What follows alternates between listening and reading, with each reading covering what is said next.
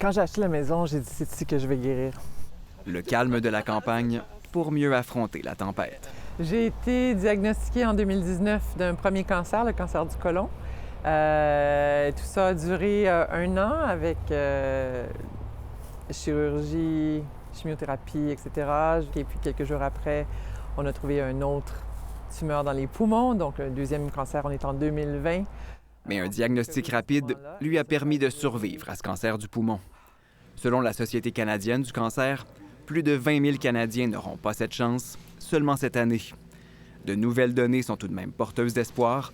Le taux de décès attribuable au cancer du poumon a reculé de près de 4 % par année depuis 2015. On est content de cette diminution-là du taux de mortalité qui s'explique notamment par une diminution du nombre de diagnostics de cancer du poumon. On peut expliquer ça notamment à la réduction du taux de tabagisme qui est la première cause associée au cancer du poumon. Pour le cancer du col de l'utérus, le portrait est plus sombre.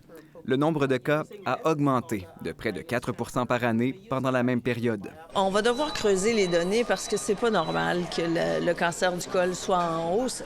Le cancer du col est à peu près le seul cancer qu'on peut prévenir avec un vaccin. Un vaccin qui devrait être offert gratuitement à une plus large clientèle, plaide la Dr Franqueur.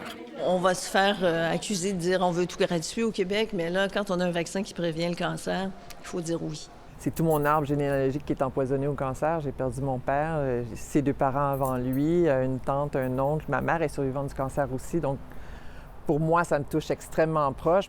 Et elle est loin d'être la seule.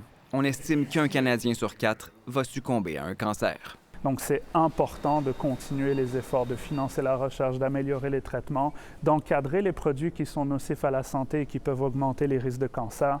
D'ici là, un rappel s'impose, croit Isabelle. Il y en a qui passent à travers. Puis c'est d'avoir cette lueur d'espoir-là, de dire je vais peut-être survivre, fait que je vais me battre, c'est sûr. Ici Mathieu Papillon, Radio-Canada, Hudson.